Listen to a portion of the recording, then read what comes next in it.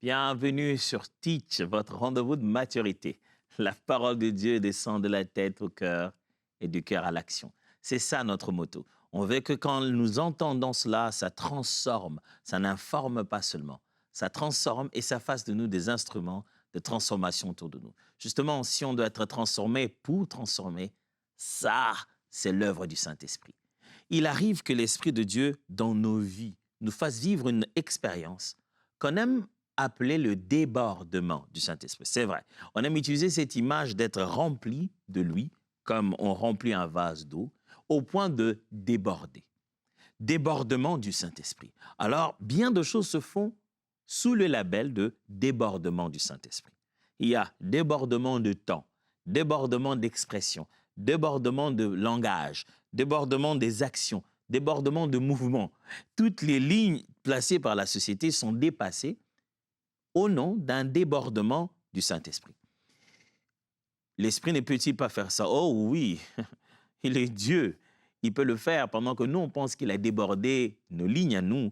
Il est plutôt en train d'amener une guérison, une délivrance. Jésus l'a fait le jour de sabbat que tout le monde voulait précieusement respecter. Il a débordé. Mais est-ce que chaque fois qu'il y a un débordement de l'Esprit, comme on aime l'appeler, est-ce que c'est toujours l'Esprit qui est derrière? Est-ce qu'on ne serait pas entré dans quelque chose d'autre, qui serait juste de l'excitation religieuse, ce besoin de nous sommes dans quelque chose de spirituel, alors faisons-le pour que ça vienne. Débordement de l'esprit ou excitation religieuse? Si c'est l'esprit qui agit, on doit être capable de reconnaître quand c'est un véritable débordement de l'esprit. Je ne m'en irai pas vous dire par 4 chemins, qu'est-ce qu'il faut faire? Je n'aimerais pas vous donner des instructions. Il faut regarder à gauche, quand quelqu'un bouge, quand il tourne les yeux. Non, non, non. Je vais vous ramener dans les principes bibliques qui vous donnent le choix et qui vous rendent mature à choisir sous l'impulsion de l'esprit à la connaissance de la parole. Alors, let's teach. Grandissons ensemble.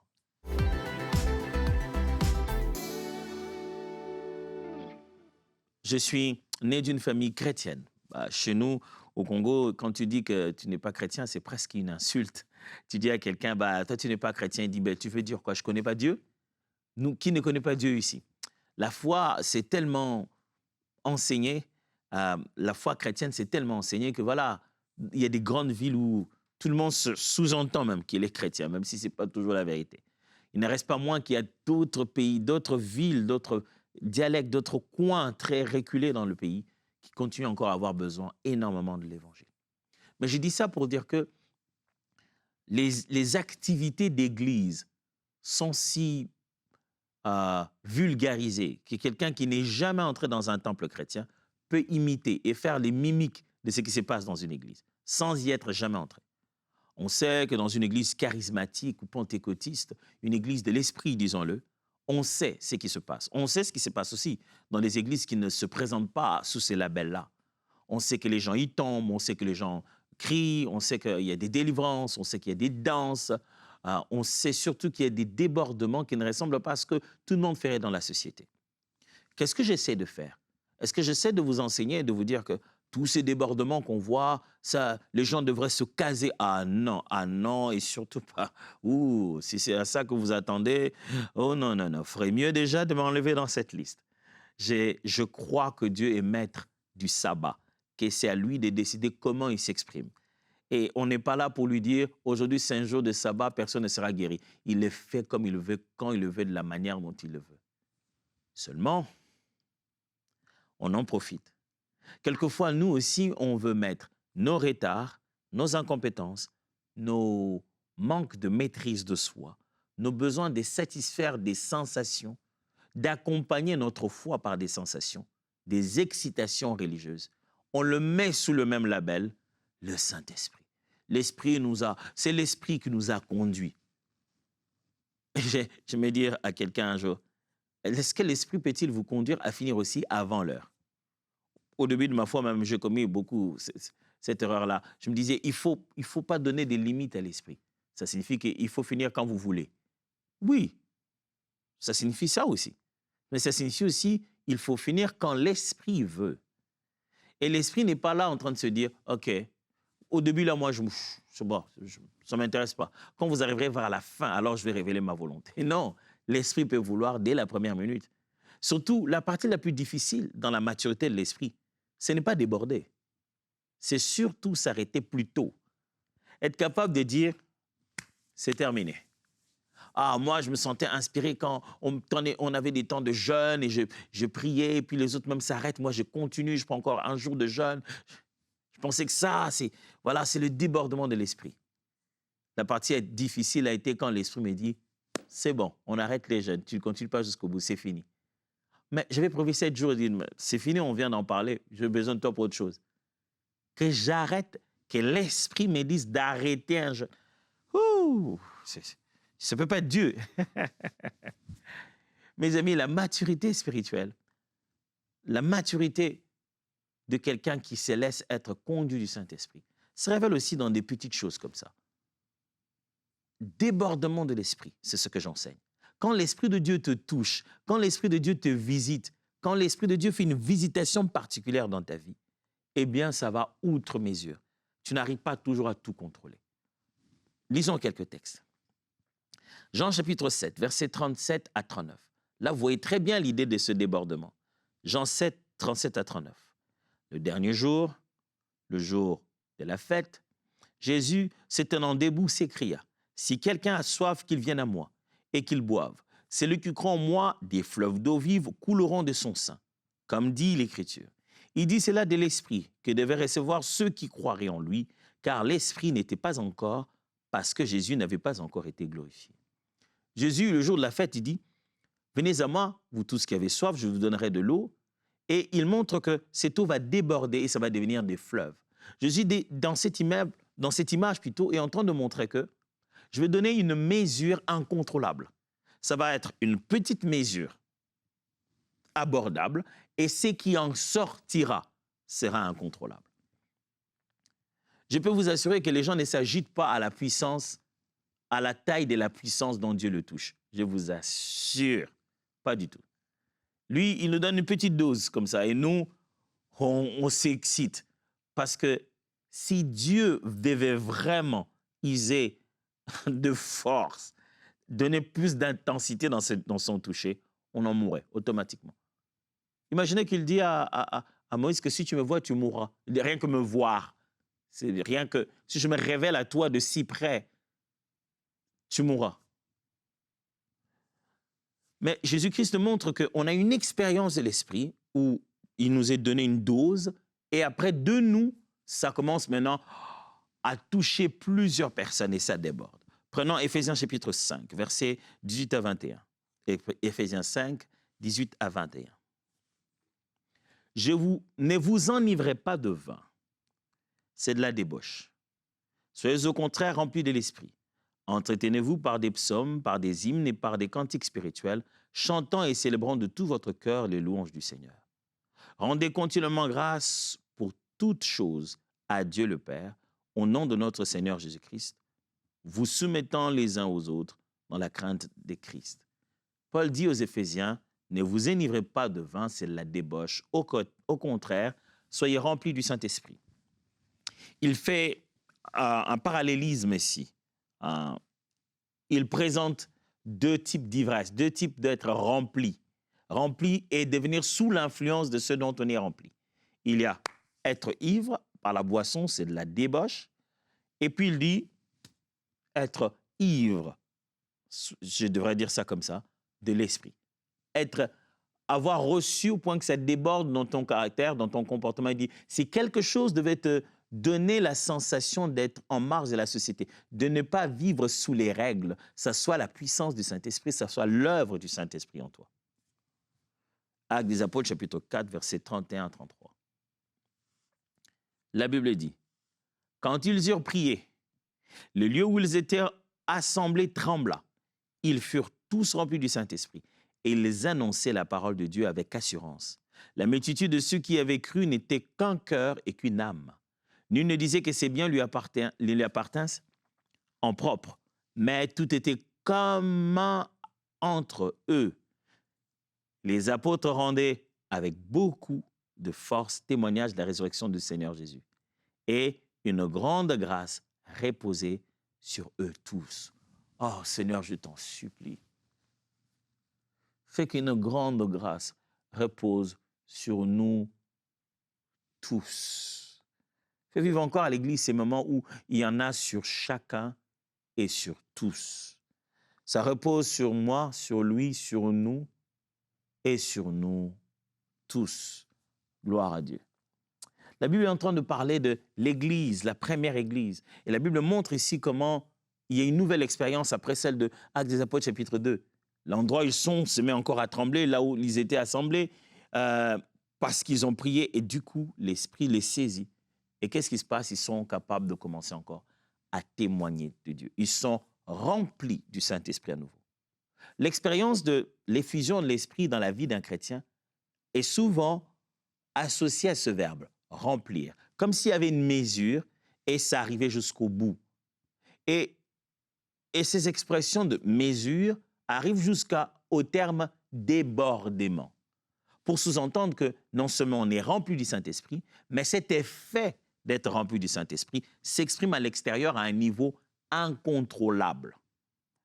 On aime souvent aussi faire référence à Luc chapitre 4 ou Matthieu chapitre 4, lorsque la Bible dit « Jésus rempli du Saint-Esprit fut conduit dans le désert pour être tenté ». Et lorsqu'il en sort, la Bible dit « Jésus revêtu la puissance du Saint-Esprit ». On aime faire allusion au fait que rempli, il est parti, revêtu, il en est sorti. Rempli, il est parti, débordant, il en est sorti. Et dans notre foi chrétienne, il y a ce moment-là. Notre vie remplie du Saint-Esprit, elle est là, c'est une certitude à l'intérieur qu'on le demande à Dieu, autant qu'il nous donne le pain et non pas une pierre, non pas un scorpion à la place d'un poisson, autant il nous donne son esprit qu'on lui demande. Mais il nous fait vivre cette expérience où, à l'instant, au moment, quelque chose que nos règles humaines, les limites de l'humanité n'arrivent pas à contrôler. Ça nous arrive brièvement. Quand je dis brièvement, je le regarde de l'angle de vue de Dieu. Pour toi, ça peut être 10 minutes, ça peut être 1 heure, ça peut être 2 jours. Je me souviendrai que la fois, ma mère a été baptisée du Saint-Esprit, ça a pris presque 1 semaine. On se réveillait chaque matin, on la mettait dans un coin parce qu'elle faisait qu'elle parlait en langue, elle n'arrivait à parler à personne. Chaque fois qu'elle ouvrait la bouche, elle parlait en langue. Donc, le matin, quand on s'est réveillé, on le mettait dans un coin. Nous tous, on le regardait là-bas. Elle faisait que parler en langue. Alors, ces genres d'expériences des débordements, ça affecte notre temps, ça affecte notre vie sociale.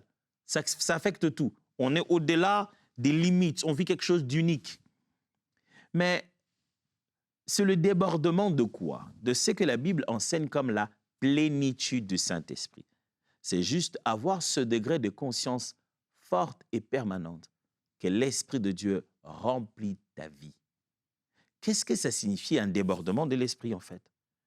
Contrairement à certaines agitations que nous voyons.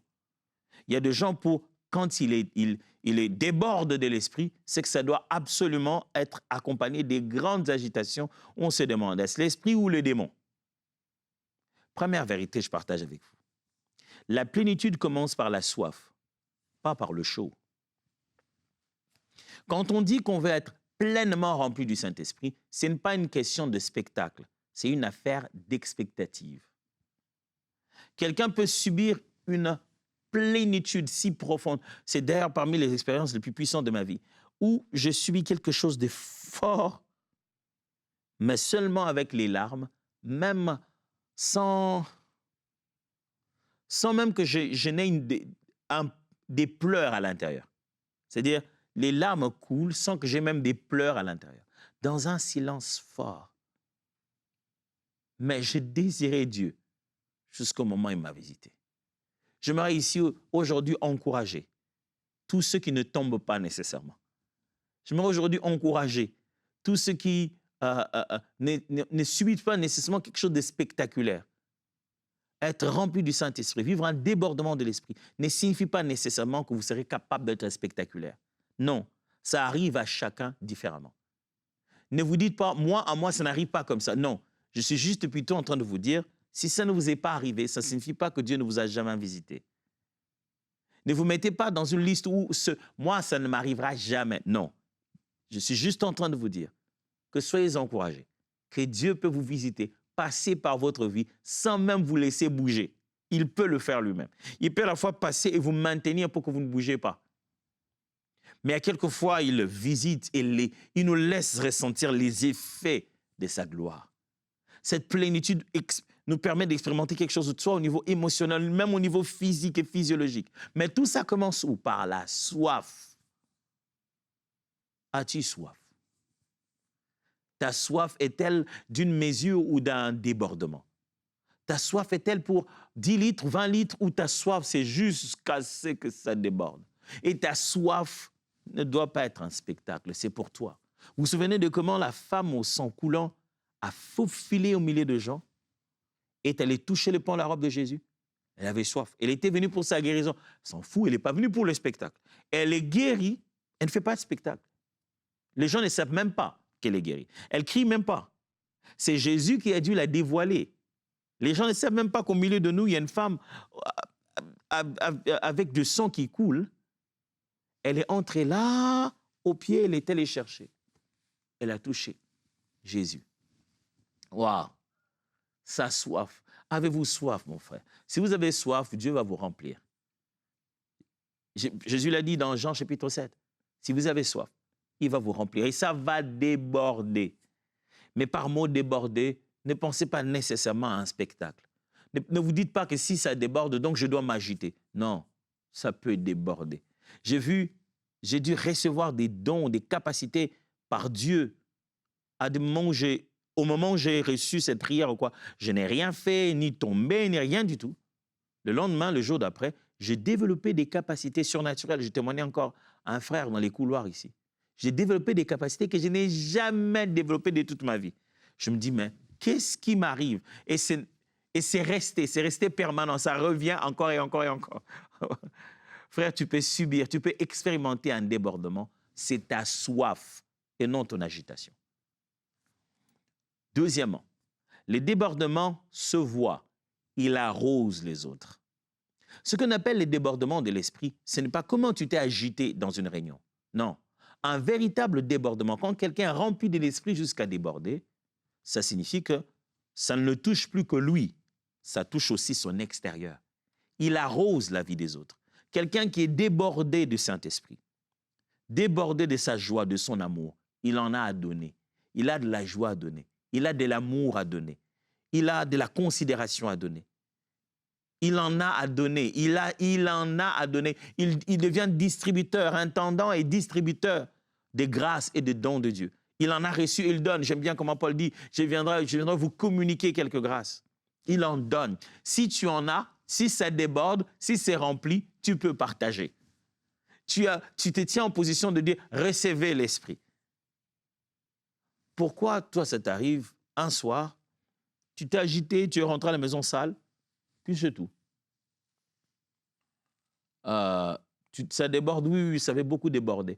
Ah, du coup, qu'est-ce que tu as fait? Ça a tellement débordé que tu en as déversé un peu? Quand ça déborde en toi, je ne dis pas que c'est à l'instant que automatiquement tu deviens complètement une autre personne. Non, je dis que quand l'œuvre du débordement arrive en toi, c'est avec un but. Dieu ne vise plus que toi seulement. Il commence à viser des gens autour de toi. Quand ça déborde, ce n'est plus pour te remplir. C'est pour que ça coule. Parce que tes limites ont déjà été atteintes. C'est qu'on continue à ajouter chez toi comme un lieu de rendez-vous, un lieu où les autres peuvent commencer à venir prendre. Si tu vis une vie débordante du Saint-Esprit, j'ai une question à te poser. Comment vont les autres autour de toi? Est-ce que quand tu arrives, vous savez, Jésus était si débordant, revêtu, qu'il arrive à un endroit, les esprits criaient. « Ah, Jésus, qu'est-ce que tu veux ?» Est-ce que ça déborde? Ou on s'est juste agité? Est-ce que ça déborde vraiment? Ou c'est toi qui déborde dans ta façon de parler, qui déborde dans tes comportements? Ou c'est la grâce de Dieu, la faveur de Dieu, sa présence qui va au-delà de tes limites? Je prie, Seigneur, que ça déborde, que ça coule, que ça déborde de nos vies pour que nous devenions nous-mêmes aussi des sources d'eau vive. Jésus a dit, je te donnerai de l'eau et ça se transformera en une source pour l'éternité. Dieu, nous voulons recevoir pour donner. Nous ne voulons pas être juste des récipients qui gardent. Nous voulons que ça déborde et que nous devenons des sources. Nous voulons recevoir pour donner, devenir des canaux. Nous voulons que ça ait de l'effet en nous et que c'est aussi de l'effet au travers de nous. Qu'est-ce qui déborde de toi? La colère? Qu'est-ce qui déborde de toi? De l'orgueil? Dès qu'on te voit à 1000 mètres, en haut, on sent ton orgueil comme un parfum. Qu'est-ce qui déborde de toi? La nature de Christ, la joie de Dieu. Dès qu'on arrive, dès qu'on est dans ton... On te voit venir, même quand quelqu'un était triste, quand il te voit venir, tout de suite, quelque chose de bien, il se ressent bien. Quand ça déborde de toi, c'est contagieux. Avez-vous déjà tenté de toucher un verre qui déborde? Moi, ça m'arrive. Hein. Vous savez, vous prenez une boisson gazeuse, vous mettez et vous ne l'avez pas bien tenu, ça commence à déborder. Il vous devient presque impossible de toucher ce verre sans que vous vous fassiez mouiller un peu. Vous êtes maintenant plus occupé, même préoccupé par ce qui a débordé. Oh, il faut essayer d'essuyer à côté, essuyer tout autour. C'est ce qui déborde maintenant. Je me souviens que plus jeune on était, dès qu'il y avait un peu plus de mousse, on mettait tout de suite la bouche. Tu sens que ton coca commence à... Tu essaies de vite enfiler avec cette mousse-là d'abord. Quand ça déborde, tout de suite, on a besoin de faire couler ça quelque part. Est-ce que tu débordes? Est-ce que tu débordes de l'Esprit de Dieu? Est-ce que tu débordes? Oh non, on a passé un temps de retraite. C'était tellement puissant que je suis venu. On débordait de l'Esprit. Je n'arrivais même pas à me lever. Oui, ça arrive souvent. Mais sache-le que ce n'est pas ça le seul but que l'Esprit essaie d'atteindre en toi. Juste la faiblesse de ton corps, l'incapacité de bouger. Ou que tu sois capable de dire, je vois des choses. Je vois des choses. Celui-là, je le vois comme des anges qui marchent derrière lui. C'est super cette expérience. Mais mon ami, cette expérience-là que tu vis, ce débordement, il a pour but de toucher, d'arroser les autres. Ne le vis pas juste comme une punition, comme si Dieu t'aurait puni en te mettant dans un état. Non, il veut faire de toi un canal. Tu peux vivre ces débordements plus que le seul jour de la retraite, plus que le seul jour de la Pentecôte où vous avez un service spécial. Ça peut devenir un nouveau style de vie, la vie de quelqu'un qui déborde. Jésus, pour lui, s'est débordé qu'il est allé au temple, il a dit, voilà, c'est parti. L'Esprit du Seigneur est sur moi. Maintenant, vous allez commencer à voir des choses. Oh, je prie Dieu que quand ça déborde, on se mette à faire des choses. Pas pour un jour, aller des lieux en lieux, guérissant les malades, changeant les vies des gens, apportant l'amour de Dieu où nous allons. Troisièmement, la plénitude continue protège de l'excitation religieuse. Ça demande un rythme, de l'humilité et de la mission. 3 choses, je vais en parler. Quand on est dans une plénitude continue, c'est-à-dire qu'on est rempli du Saint-Esprit, on vit une vie d'être rempli du Saint-Esprit. Chaque jour, on demande ça. Quand on a appris la plénitude, une vie d'être plein, pas des moments, mais une vie d'être plein, ça te protège énormément des excitations religieuses.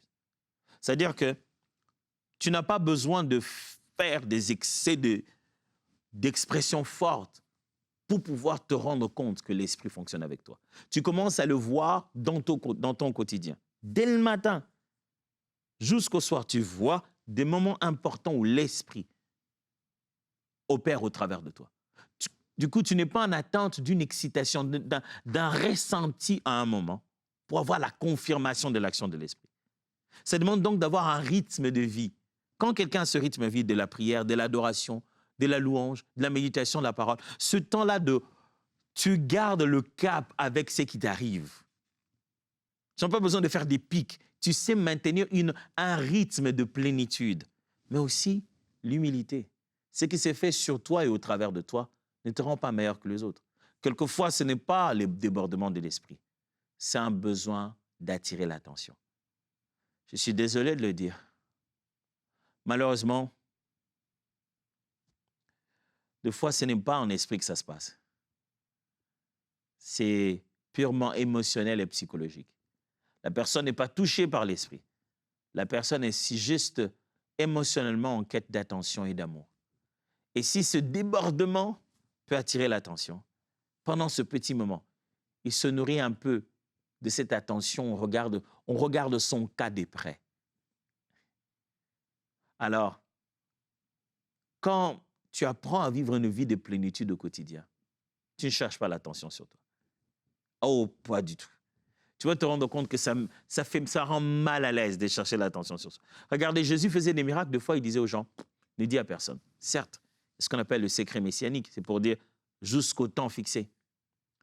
Mais juste la beauté de passer là derrière, de faire ce qu'il y a à faire. De passer dans la maison de la belle-mère de Pierre et de la guérir. C'est tout aussi normal et passager. Il le fait et il n'y a rien à demander de plus. Est-ce qu'on peut vivre un débordement sans attirer l'attention? Enfin, c'est cette plénitude continue qu'on vit dans nous, cette plénitude continuelle. On a appris comment vivre pleinement dans l'esprit. Ça nous protège des agitations parce que tu commences à avoir le sens de la mission, pas le sens des événements.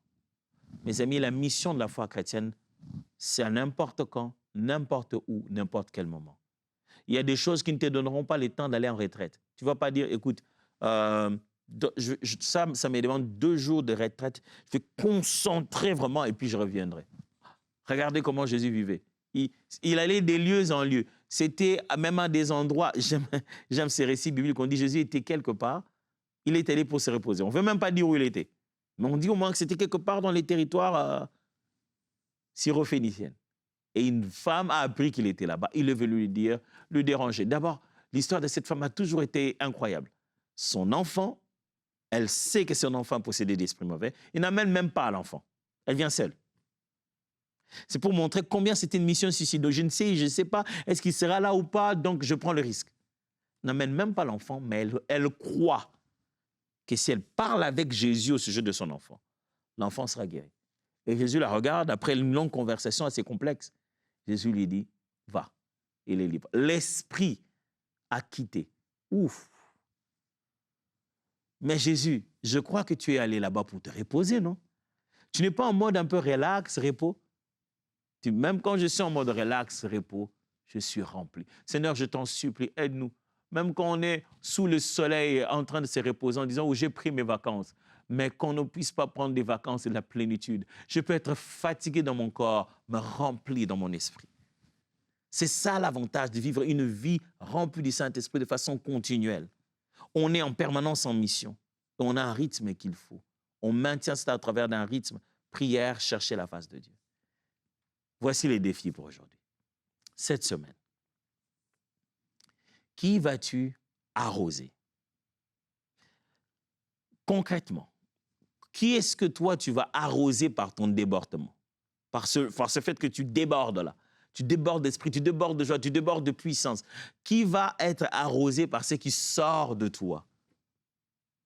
Quel est cet acte précis que tu vas devoir poser par amour, inspiré par l'esprit, pour toucher les autres?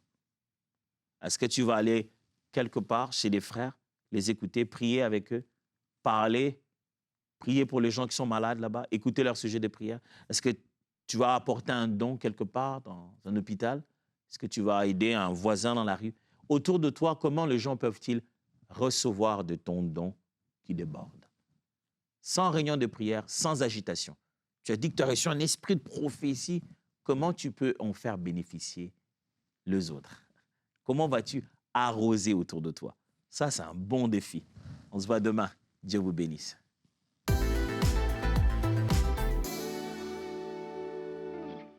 Hello à tous, je viens juste d'arriver à MCI et j'avais envie de vous partager quelque chose. Je vous emmène avec moi, vous allez certainement comprendre. Alors on arrive à MCI, oui c'est l'hiver, il fait froid, mais au-delà de ça, il y a quelque chose que je me dis chaque matin quand j'arrive, en tout cas je m'efforce chaque matin de me le dire. C'est Seigneur merci, merci pour ce bâtiment, merci pour cet endroit extraordinaire dans lequel j'ai le privilège de travailler chaque jour. Je refuse de trouver ça banal. Je refuse de me dire c'est normal, c'est devenu une habitude. Je veux toujours dire merci Seigneur pour cet endroit dans lequel je peux travailler. Merci pour les fruits de cette œuvre. Merci pour les partenaires qui ont semé pour qu'on puisse être dans ce bâtiment, qui ont payé le prix. Merci pour leur fidélité. Et vraiment, je veux prendre le temps de vous le partager aujourd'hui parce que ça arrive parfois que je le dise à certains partenaires qui viennent nous visiter. Ils me disent c'est magnifique. Je leur dis mais oui, c'est magnifique. Et en fait, ils sont étonnés. Ah mais vous aussi, vous vous réjouissez encore? Vous aussi, vous trouvez ça exceptionnel? Et je dis oui, à chaque fois, je rends grâce à Dieu pour cet endroit. Alors c'est une grâce, c'est un privilège. Et je veux encore une fois, de tout cœur, vous dire merci. Merci d'avoir semé, merci de continuer à semer, merci pour votre fidélité. Et lorsque je monte là-haut à mon bureau, Je n'oublie pas. Je n'oublie pas le sacrifice que vous avez fait. Je n'oublie pas le prix payé et je n'oublie pas que c'est la grâce de Dieu qui a permis qu'on soit ici. Alors merci encore de tout cœur à chacun d'entre vous. Un grand merci à tous nos partenaires qui donnent pour voir des vies transformées partout dans la francophonie.